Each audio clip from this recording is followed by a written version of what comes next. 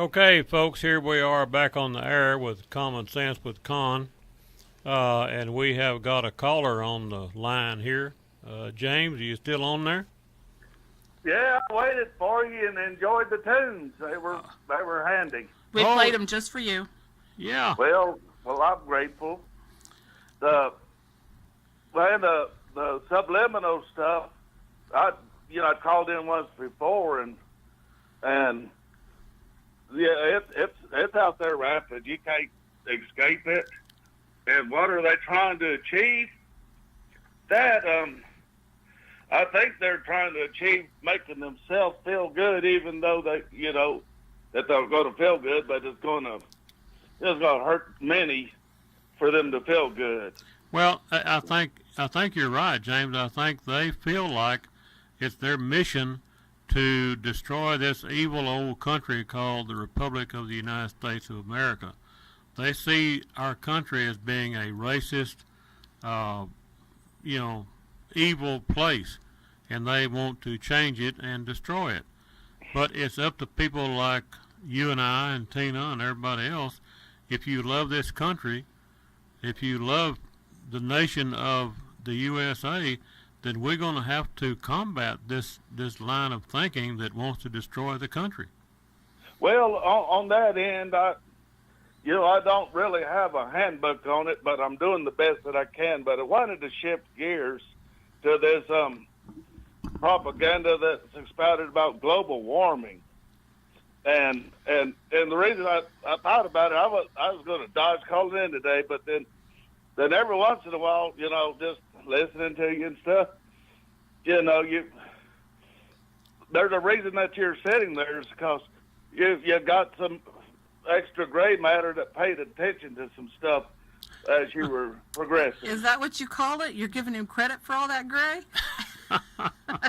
Well, it matter that we'll leave that up to interpretation. But that program before you, where of Jeff and Jake Migler. Yes, sir. Well, anyways, they mentioned something about over in China that they pretty much don't use currency anymore. He got on the spiel about they're going to cost us more to make pennies than they're worth, and they're trying to figure out how to get rid of pennies and how to do this, how to do that. And there was that part they said about them cell phones over there in China. And where I'm going with this is that if there's what I've learned off in school was that when something moves, it creates heat. You know what I'm saying? Well, James, this whole global warming debate, they're trying to blame global warming on Donald Trump. Well, yeah, they're desperate to destroy Donald Trump and the country. Well, according to Alexandria, whatever, Acosta, whatever, her 3 or 4 or 5 names, the ones now has her shoes in a museum because she's so spectacular. She says, if we don't get this global climate thing handled, people are gonna die. Dude, we die anyway. We die anyway. Well, yeah, I think that so much of that whole mess, with blaming Trump is like those magic shows. They're doing something to take your attention where they do something else. Well, isn't it just the propaganda of Trump did it, Trump's wrong, Trump, bad. That's the brainwash? Well, yeah, there's a lot of that going on. I would encourage all of us, James, to walk outside your front door and look up. You see that great big shiny thing up there in the sky? That's the sun. Well, they told me not to look at that when I was growing up. Well, I think the global warming people don't ever look at it. They don't understand. And something else that I think they don't understand. They didn't take science in school? Do you know what caused the ice age that devastated the world, the planet? Okay, so Conn's he's been alive long enough to be able to tell you this from personal experience. Yeah. You buried the first few dinosaurs, hey? Yeah. No, I shot them with a bow and arrow, and then we Oh, And then created fire and ate them. yeah we barbecued them, and but but just before that happened, the volcano activity caused global freezing, The ash. the ice age. It was caused by volcanic activity. All of the ash went up in the air and stayed up there, and the sun couldn't get through. So Right. that's what. But Now the that's Earth was mad because of Trump back then, and it exploded. yeah. Well, It's seen them coming. Well, I guess if Donald Trump can figure out how to control those volcanoes, I guess that's what they expect him Well, to he's do. been able to time travel, evidently. Yeah. Well, Well, that's how it's trying to come up with something. For a long time there, it was the hole in the ozone. And, Yeah, and because it of was- our hairspray. Right. Look what they did with the refrigerator and the cars. Look what they did to everything. yeah. And, people ain't got no common sense anymore. Well, they It's don't. gone. James. Well, and speaking of that, I was just looking through, and it says school bars mom from entering after she objects to gay pride event for 5-year-olds. This is in London. Okay, this is the same propaganda crap. They've been shoving this stuff down their throats over there for so long, and now they expect you just to accept it. And this mom says no way for her 5-year-old. And now she can't even, she can't move her kid from that school because it's London, but she's no longer allowed on the school grounds. Well, how much? What is the end result of this kind of left-wing thinking? Well, you'll have one left winger over there smiling, feeling like he did some good. But Well, what worries me is these do-gooders that have this mental concept of they're going to save the world with this, save the tree movement or the global warming movement or whatever, and they create a hell of a lot more problems than they solve because they can't extend their thinking out beyond the legislation they just passed that was feel-good legislation. That's what I'm saying about California. Boy, they thought it was great to save the dead trees. Now, I don't know what they thought they were saving them for, but they wanted to save them. Well, now that legislation, the veto by Governor Brown, is what caused or contributed to all of the fires in California that killed 80 people and destroyed ever how many homes and businesses. So, are they proud of their self for preventing the harvesting of dead trees? Did that make them really feel good? Kind of get a warm, fuzzy feeling for them doing that, saving them dead trees? well, I seen a caption deal the other day that said something that California as a whole is trying to ban God. Now they're on fire. Yeah. Well, maybe the good Lord got tired of that. I don't know. Right, I never lose faith in Him. No, and He can pull rabbits out of the hat. well, but what I would like to stress is when are we going to get back to using some good common sense? It's being lost. It's being abandoned. We are sacrificing common sense, logic, and truth for political correctness, and we're making a terrible, awful, bad mistake, folks. James, Indeed. I appreciate agree with your call. that You got others that like to bend your ears, and you have a wonderful day, and avoid volcanoes. Well, Yes, sir. We're going to try to do that. James, we thank you for your call. You be careful out there, and keep your head up. Okay, let's go back to real quickly some really good sponsors of this show. Temple Belton Feed Company. They got feed store in Temple and one in Belton. Their number is 778-7975. They got all kind of horse feed and cow feed and rabbit feed and chicken feed and all that kind of stuff. And they got 2 chicken coops over at Temple right now that I'm going to supply the birds for if somebody buys them. Yeah, so go by there and get you some chickens and chicken feed and all that kind of stuff. Oh, it comes with chicken feed. Oh. It comes with waters. It comes with feeders. Another good sponsor of this show is Central Texas Auction Company in Belton. talk to old Trey out there if you got some farm equipment, commercial equipment, your farm and ranch, your cows, your whatever it is you got to sell. You might contact old Trey over there at Central Texas Auction Service.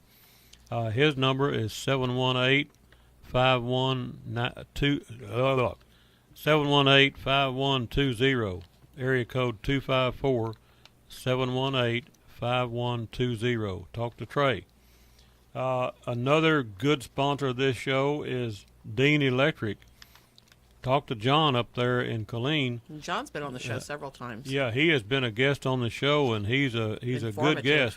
He knows a lot about Russia, and his version that you hear about Russia is a little bit different to what the propaganda the propaganda put out by the news media. So I enjoy having him on the show. But if you have electrical work that you need to do or air conditioning work you need to do, contact Dean Electric. His number is 254-371-5016. He helped me out. I was greatly appreciated. Yeah, he's just a good guy, and he loves America. He's one of them nationalists. He likes this country. But anyway, his number, 254-371-5016. Give them a holler. Alpha Hydraulics up there in McGregor. If you've got like a hydraulic hammer or a cylinder or whatever you got that needs fixed, it's hydraulic, take it up there to McGregor, to Spiegelville. That's on Highway 6 West out of Waco, and their number is 848-9981. Talk to Larry up there, 254-848-9981. Give him a holler. Now then, let's get back to some of this serious discussion we're having. The corruption of America. Yeah, I'm going to have to be careful. I'm going to end up choking on one of these cough lozenges. Well, but just for example, things that we don't think about. Under birthright citizenship, a baby born in this country that is automatically made a citizen of the United States of America. Do you realize that when that kid gets 18 years old, he can sponsor his mother, father, uncle, aunt, cousin, whoever. He can sponsor 22 additional people from the other country to come into the United States. That's, you're converting one into 22. Okay, by the same by chain. 7,000, what did you come up with? 154? Yeah, if you got 7,000 that's wanting to kick down the border and come in here from Mexico, right? That's, as we speak, that's what's happening right now. 7,000 of them. What if they are successful, get into the United States, and under chain migration, they can sponsor 22 each. That is 154,000 that those 7,000 can bring into this country. Now you got tens of thousands following them that wants to come into this country. What are we doing to our country, folks?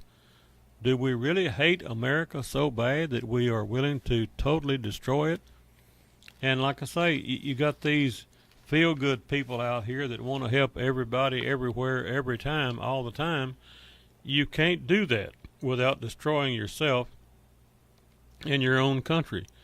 You've got some homeless neighbors, for example, and there's 200 of them homeless. Bring them all into your house. See how long that lasts.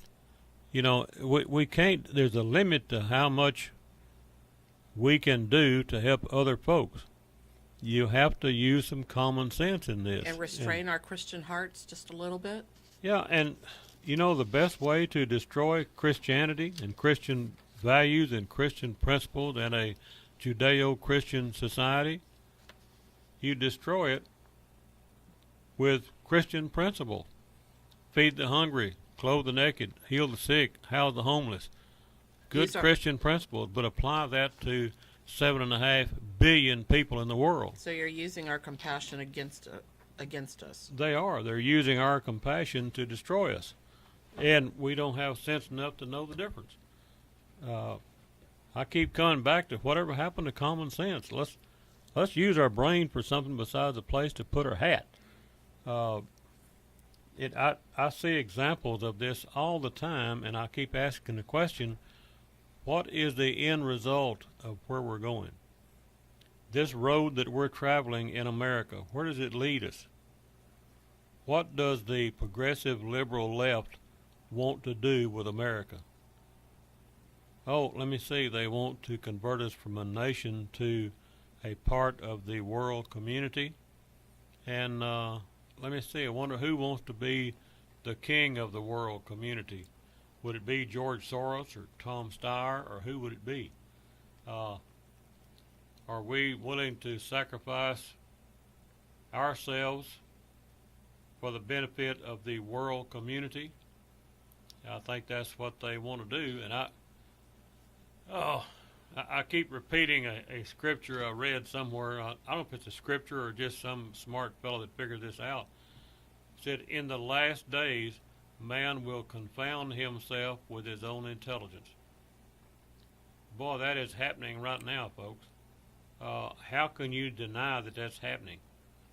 When you look at college professors, and not all college, there's some real good ones out there, I'm sure, but there are some genuine idiots teaching our kids at the universities. Just an extreme example. The PhD holding professor at George Washington University who says America has to have white genocide. That college professor is encouraging white genocide. Do you know what that means? You know what that is? That's the same thing Adolf Hitler was practicing in Germany with the Jewish population. That means take them all out behind the barn and shoot them in the head. That's what that means. So, the Chicago Tribune has just posted an article. According to the new incoming Mexican government, that they're going to remake, Trump and them are going to remake new border policies by requiring the asylum seekers to wait in Mexico while their claims move through the U.S. courts. And I don't know exactly how they're going to house them or take care of them or any of that, because this article doesn't stipulate that. Well, I would guess it will be the American taxpayer that's going to house them, probably. Well, they're not allowed over the border. They have to stay in Mexico. Well, and it's called Remain in Mexico. That's the name of the plan. You'll have some super smart decide to go to Mexico and build housing using taxpayer dollars to do it. And lining his pockets? Yeah, and he'll probably be getting half of the contracts to build the houses. We're just not smart enough. That's what it is. Well, yeah, we can't see past the end of our nose, as my mother used to say. What is on the other side of this thinking right here? Let me guess. Condominiums, all kinds of housing built in old Mexico with U.S. tax dollars. Now, who gets the contract to build those houses? Would it be a friend of the legislator that proposed this legislation?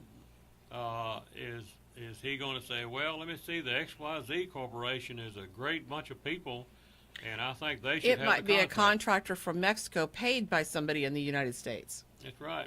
You know, look at... That's good trade. Good trade practices. Well, look at federal aid to Mexico. Vicente Fox's brother, unless I'm mistaken now, and correct me if I'm wrong, they caught Vicente Fox's brother with a whole bunch of millions of dollars from our foreign aid that was en route to, I don't know, Switzerland or somewhere with the money. So if we think all this foreign aid is going to help the poor peons in Mexico, we better think again. It's going to kind of look like Haiti. Yeah. And the Clintons. And, you know, you're making a few people very, very rich while the peons out there in the desert are starving to death. So is that what we want to continue to do? But let's look beyond the mark. Let's look beyond the feel-good legislation at what is the results.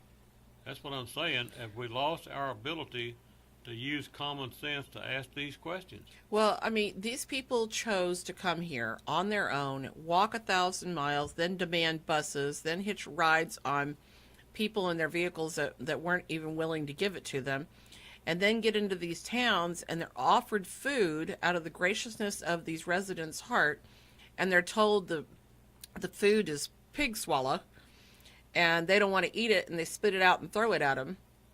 You know, what kind of people are coming to our country? Well, do we remember when, and here again, I stand to be corrected, but I think under the Obama administration, they were encouraging people in Guatemala, Honduras, and South Central America to come to the United States. I think that was happening during the Obama administration. So if somebody knows more about that than I do, call in and correct me. But I think that's why we're having these huge caravans or whatever you want to call them. And right now I think we've got another caller on the line. Go ahead on, caller. All right, Conn, this is Joe from Temple. Just wanted to call in and agree and disagree with some of the things that you've brought up today. I disagree that on a sponsorship that I don't care what kind of commercial was running. If you don't want your children to watch it, turn the TV off, change the channel. And the message that is going out there not only is on TV, it's on Facebook, it's on media. So it gets back to kind of what your program is about, common sense. Yes. And I think as a parent and a grandparent, that the more common sense I can provide to my children, the more that they'll be able to realize what is real and what is not. So I disagree that that whatever insurance company it is, they're going to do what they got to do, and obviously it's working, or they wouldn't spend millions of dollars in putting it on there. Yeah, but and I agree also that that we, not the 5 and 10 and 15-year-olds, are going to change anything. They're going to see what they want to see, believe what they want to believe. But we, as adults, have to let them know that, hey, you can see this. You don't have to agree with it. But, we've got to make them understand that whatever they want to do is got to be the right thing, and put that common sense factor into it. That, let me say, Joe, I could not agree with you more, but my question is, how many parents out there have the common sense or the will or whatever it takes to turn that TV off, or to explain to their children what they're seeing? Right, and I agree wholeheartedly. But you're never going to turn the TV off. You're never going to shut their phone off. You're not going to shut their Facebook off. They're inundated with this stuff. Yeah. So as a parent and as a grandparent, really, I try and let my kids know and my grandkids that, hey, life is about decisions. You make a right one, great. You make a wrong one, learn from it, move on. But we have to separate that circumstance somehow, okay? Because we're never going to change what the media does and what the TV does and what the advertising does. But I have a question. That's going to happen. Joe, I have a question. But it was changed. And the way they've changed it, they've changed our culture, okay? So if it was changed for the worse, why can't we change it back to the better? Okay. Why do we have to give up on that? Why can't I totally agree with what you're saying. It is our responsibility to teach that, and I do teach that to my grandchildren. Okay? But on the other hand, we were simply talking about propaganda and how it's getting out there and how it's taken foothold and et cetera, et cetera. But they have gone in and changed our entire culture with all of this. And I agree. And so how come we can't change it back, fight to change it back? I agree with changing the way they do the advertising. The only way the culture is going to get changed is if my children, my grandchildren, and great-grandchildren, soon to be, is how they're going to understand the difference between what they think and what I think. And that's not going to happen on Facebook. That's not going to happen on TV. It's going to happen by one-on-one conversations and letting them know that, hey, I don't know. And I agree. It drives me as crazy as it does you guys. Yeah, well, it's also the power of the dollar. Well, absolutely. And you couldn't have said it any better. Yeah, because it's who is paying to get all this stuff done. Well, I don't have that insurance company. obviously you guys don't have that insurance company, but somebody does. But somebody is buying that insurance, and I'm not big on boycotts and things like that, but I, for one, am not going to subsidize that kind of ads on TV by buying that insurance from that company. Well, It'd be a cold day in the devil when I buy from that company. I'm not saying we need to boycott them, but I'm just saying the more people, and let me say this, Joe, you are the exception to the rule. You're trying to help raise your kids right and your grandkids right, and so am I, and so is a lot of people. But we are the exception to the rule. The rule is parents are too blame lazy to raise their children, have a talk with their children, cut the TV off, do whatever. The easiest thing to do is nothing. Let me give you, for instance. You know what I did today? I have my older kids here with their kids, and we spent the morning putting out Christmas decorations in the yard. We didn't have the TV on. We didn't have, other than the radio on your show that we had on. And you know what? It was absolutely wonderful. I made them put their cell phones in the house. We actually enjoyed ourselves on a great day, having fun, doing the things that I used to do 50 years ago, and just, I mean, it's great. But we have gotten so far away from that kind of a sense of living that, now everything is focused on what's on TV, what's on Facebook, who's doing what, who said what. But let me say one more thing, Joe. You know what you are? Besides being the exception to the rule, you are the good example. So those kids that were with you yesterday or today, whenever, you are setting an example that they will learn from and take with them throughout the rest of their life. And and you say that because my daughter, who is 28 years old, called me and said, "Dad, I'm going to be over there tomorrow with the kids. I know you're going to put out the decorations. We want to be a part of it." And that's what we need more of, not only in Temple, Texas, but this country. The things that matter from a family standpoint. There's no traditions handed down anymore either. No. And I agree. See, I don't think, Joe, that you or me or anybody else, I don't think we fully comprehend what's happened the to us? value of example. You know what is the greatest teaching aid known to mankind? Example.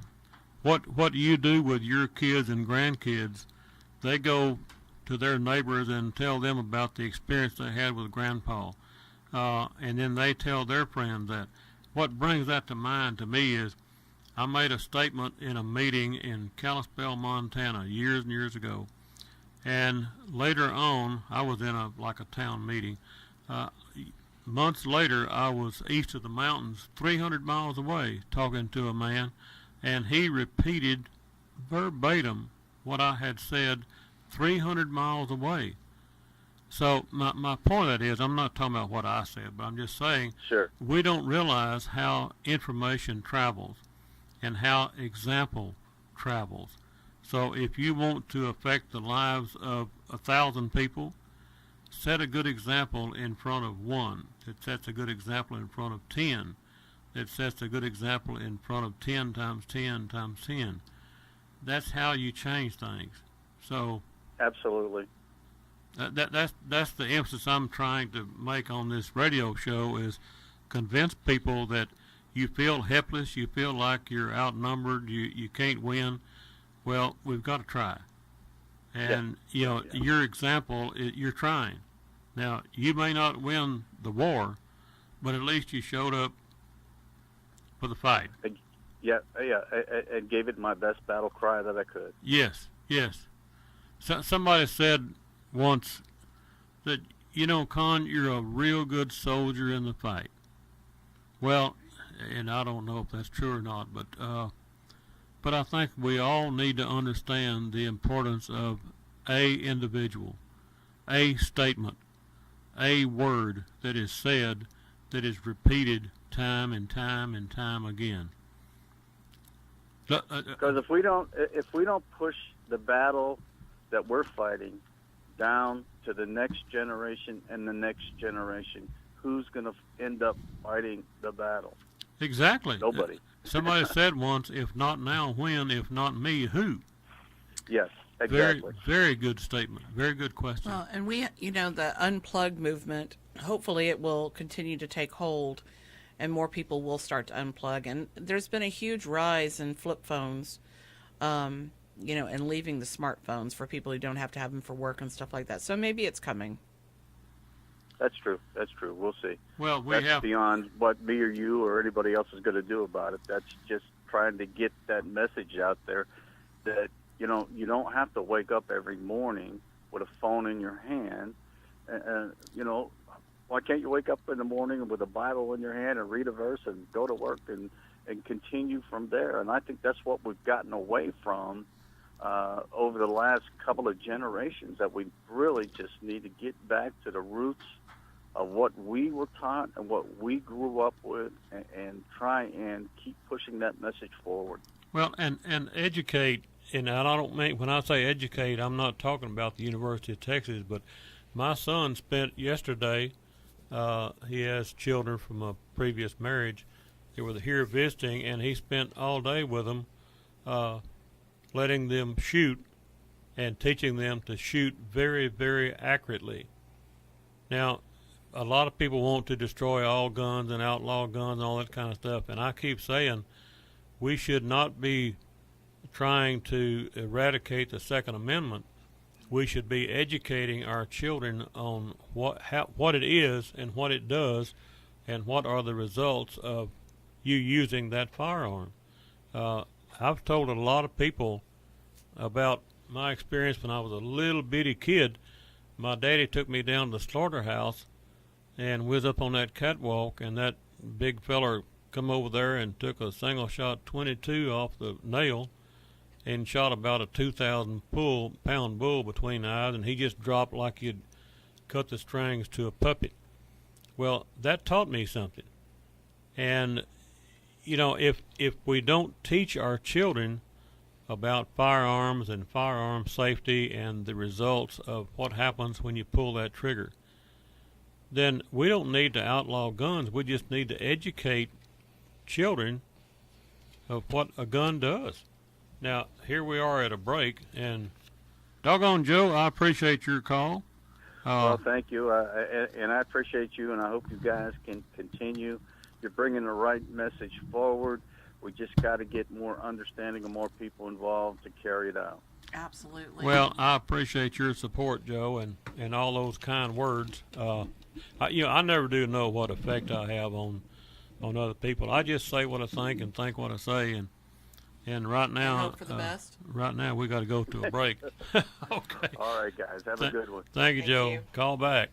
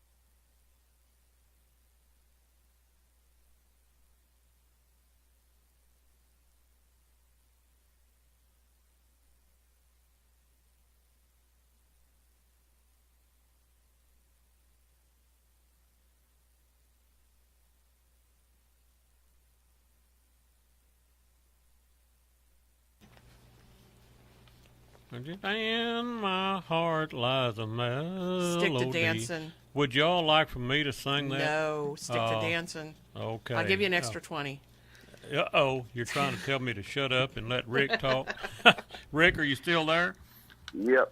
Well, now I can go on singing the Bob Wills song if you'd rather, but Rick, otherwise, please save us. No, I think they'd rather hear you than they had me. So go ahead on. yeah, bear with me. I got the allergies too. It's getting a little better though. Yeah, they're miserable. Yes, it is. Anyway, I had the honor of spending Thanksgiving dinner with a 97-year-old Pearl Harbor Navy veteran How survivor. wonderful. Oh, And it was fascinating. I thought it was difficult working in a hot warehouse in the summertime with no fans, and thank goodness we had good water and stuff though. And I thought it was hard working out in the yard when I was a teenager, mowing lawns in the heat and stuff in the summer. He changed your mind? Well, no, you don't know what it's like. We don't have any idea what it's like to be in a PT boat going through the harbor, and all of a sudden, out of the blue, the Japanese attack while you're halfway between shore and a ship that you were heading towards. And so they had to turn around and go back, from the way they came when those missiles started, and the bombs and missiles started flying. And another uncle of mine fought in World War II as a platoon leader, and it's fascinating. He's passed away, unfortunately, but he told me so many stories that were amazing. Like one of his soldiers kept laying down whenever they had to go into battle. He'd just go limp, and finally he even turned his gun on my uncle. So those stories are so fascinating. well, Rick, do you think that the conversion of masculine men into girly men, do you think the girly men of today really understand what you're talking about? I don't even understand how people, it takes, it's more than just courage.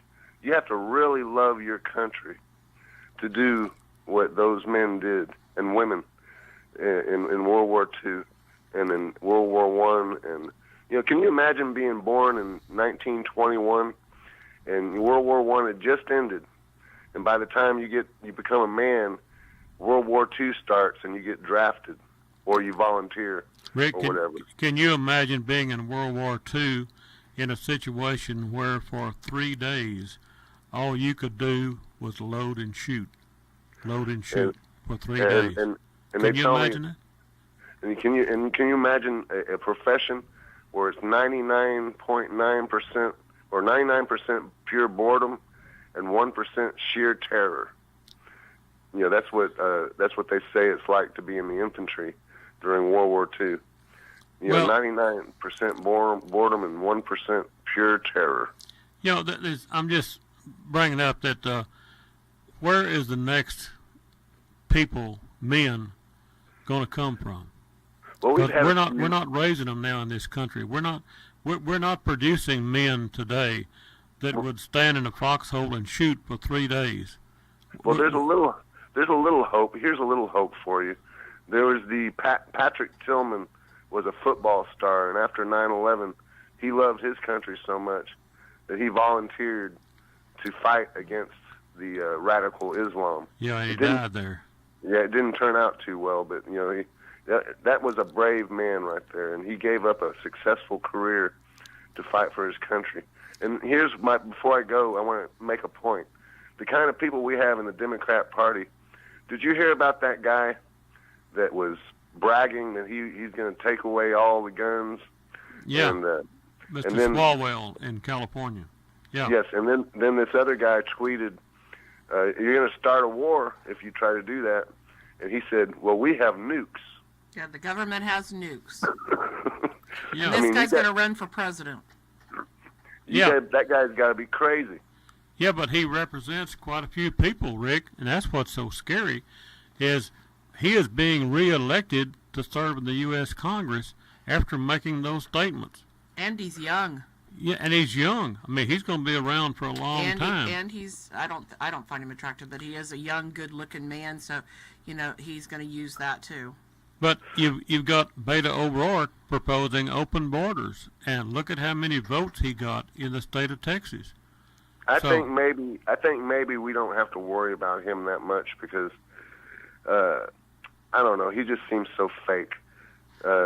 He lost. Well, Obama here. was fake.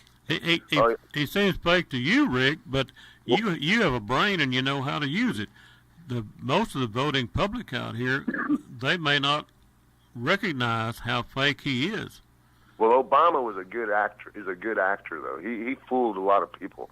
He said that you can keep your own doctor, you can keep your own health care plan, this and that. And even though he gave subtle clues here and there that he was lying and stuff. The first clue he gave, Rick, was, I want to fundamentally change America. That was his first clue, and people voted for that moron.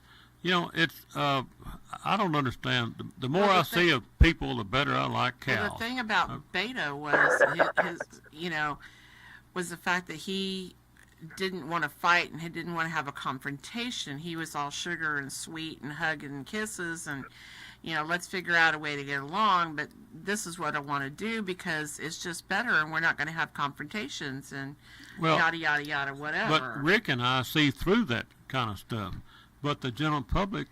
Yeah, but I mean, he's different from the typical Democrats who want to shove it all down your throat and beat the bejesus out of you. Yeah. Well, how can people vote for a guy that wrote 2 autobiographies where he brags about not wanting to be a sellout, so he hung around with Marxist professors like Bill Ayers and people like that? I mean, all you had to do was look at his past and know what that guy was. Now, I'm going to hang up and let somebody else talk because I can hardly talk. Well, and Rick, I like dogs better than people myself, except for you guys. I think they're smarter. I appreciate your call, Rick, as always. So hope you feel better. Yeah, hope you get to feeling better. That allergy it sure is aggravating. I got it last year for about 3 or 4 months, and boy, it's aggravating. Man. At any rate, this morning I felt like I had an elephant standing on my sinuses. Back to our common sense with Conn discussions here, and Are you actually going to read a note? Well, every week my wife and I make notes for the show and what we're going to talk about and all that kind of stuff. She's a very good secretary. I usually get through about half of the first page, and that's out of 7 pages.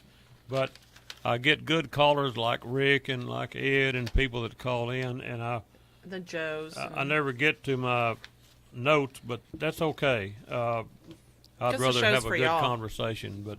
But Rick brought up the guy named Swalwell who wants to confiscate guns. And keep in mind now that he was voted in by the people in that area in California to be a U.S. congressman. And he has been voted back in and will probably be voted back in next time. Well, what are the people out there thinking? What's in their head voting for this guy? And look at some of the things that he has said. Well, he wants to confiscate guns even if you have to kill the man that owns the gun. He is willing to kill vast amounts of people and take their guns. That's what this guy sure is limits advocating. The population down to something they can control. Well, just I don't know what's in people's brain that votes for people. In other words, like he's a killer? Yeah, look at Beto O'Rourke. He wants open borders. Turn your TV on and look at all those people standing at the border down there that wants to come into America. And Beto O'Rourke wants to tear down the fence and let them in. Well, here's the contrast. How many gun owners do we have in the United States, Conn? About 3. Let me see. There's an average of it's almost 1 gun per person is the average here. In England, it is less than 0.6%. Okay. So in America, it's like 98%. How many of those gun owners go out and kill somebody? Yeah, almost. Okay, and but this man wants to kill every one of the gun owners. Yeah. So how does that play out to what kind of character he is? Well, he and Adolf would be good friends, I think. Adolf He's didn't a like scary man. he didn't like the Jewish people. He was willing to kill them to get rid of them. Well, this guy, who is a U.S. representative from California, he is willing to kill all of us that own a gun. And the people voted him back in office. I don't know.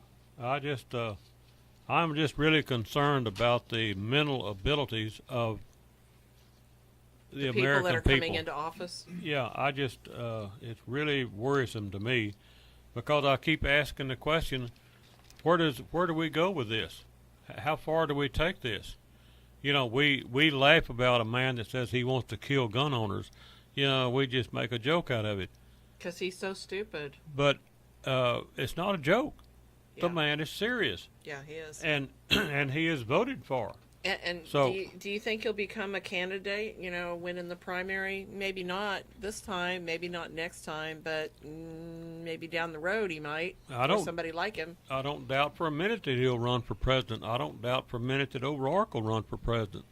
It seems like the further left, the worst screwballs up there is who's going to run for president. Ms. Cortez, or whatever her name is, in New York. All of a sudden, she's the darling of the world. They're going to auction off her. No, they put her boots in a museum or something. She's 10 foot tall and She bulletproof. wore them out. And she's a self-avowed socialist that wants to convert America from capitalism to socialism.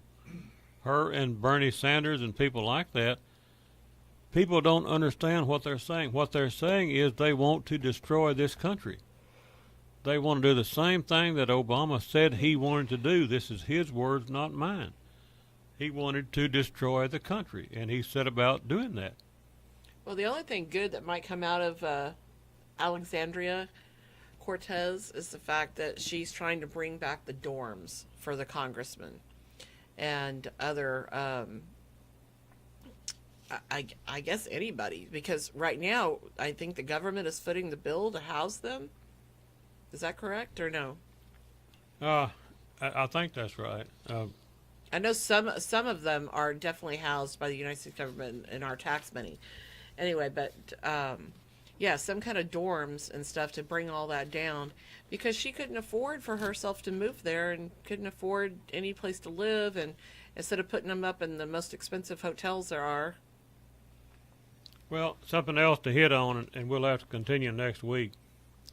Are universities trying to diminish faith in our student bodies at universities and colleges? Have been for years. They have been for years. They're trying to destroy, and the move to remove "In God We Trust" Yes. from our money, our courthouse, or whatever. When are we Christians going to understand the danger of where we're going and who is promoting this? Atheism, for example, is on the rise. Witchcraft. There used to be 8,000 registered witches. Now there's 300 and something thousand registered witches. So all of this stuff is growing. Do we understand how it's growing? Do we understand the severity of these movements, like on the university campuses, people like that? Why is it so interesting to them? Why are they drawn to it? Well, it's how you take over the country. It's how you destroy the country. Yeah, but how are they what is the successful marketing? What's getting it sold to these young people? I think it's not a matter of making a profit. It's a matter of... I'm just using that as figure of speech. I mean, anything that you want somebody to believe in, you're going to have to market it to them. Yeah. Not necessarily for profit, but in this case, their payoff is to get them to become dumb and dumber, so that they can put socialism in place. We're going to talk about it next week. Yeah, we got 1 minute left, folks. That number, so you can sponsor the show, is 254-300-1885. That's 254-300-1885. Yeah, now, keep in mind, we're not very good at asking for money on this show. We do this because we like to do it, we enjoy doing it, and we feel an obligation to try to save our republic. So I think we got to go until next Saturday, folks, so y'all hang in there.